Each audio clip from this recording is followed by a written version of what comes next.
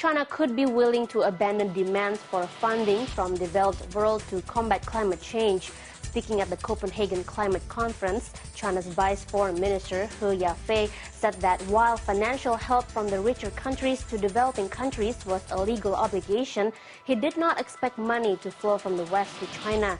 China has committed itself to cut emissions per unit of gross domestic product by 40 to 45% by 2020, but it had demanded financing from the developed world to take further steps to tackle climate change. However, He Yafei said demands from the developed countries that poor countries make their commitments on emissions binding internationally could not be met. More than 100 world leaders are due to join the talks in Copenhagen on Thursday. China's Premier Wen Jiabao will arrive in Copenhagen for the last 2 days of the climate conference on Wednesday night. He has already spoken to several world leaders about China's position, including UN Secretary General Ban Ki-moon and the leaders of India, Brazil, and South Africa. However, he has yet to speak to U.S. President Barack Obama. An official said Chinese leaders would eventually hold talks with the U.S., but added such diplomatic arrangements will occur when the time is right.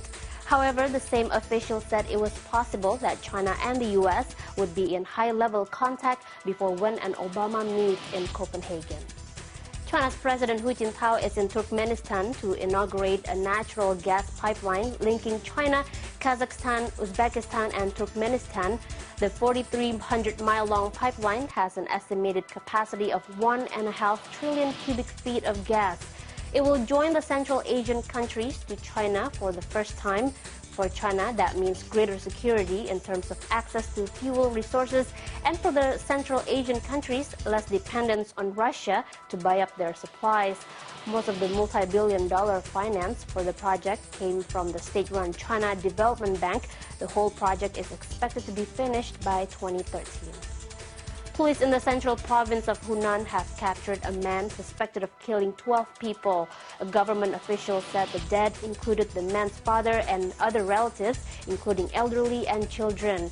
The victims were reportedly shot with a hunting rifle on Saturday. Later, the suspect set fire to 6 homes in the village of Yin Shan Pai. He was identified as a 34-year-old migrant worker with a history of mental illness.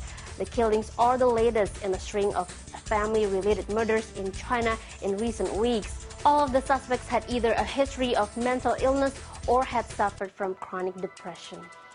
A detailed genome map of the giant panda shows China's favorite animal is genetically similar to the dog.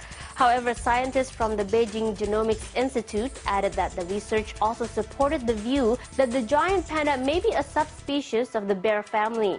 The detailed mapping showed that the giant panda had more than 20,000 genes on its 21 pairs of chromosomes. The report said the institute's professor Wang Jun said they hope the genome map would help explain why giant pandas reproduce so little and help scientists deliver more cubs. There are only about 1,600 wild pandas in China, mainly in the southwest, with another 200 or so raised in captivity in breeding centers. The animals' low libidos have frustrated efforts to boost their numbers. And that's the BON headlines for now, but we'll be back with more news after this.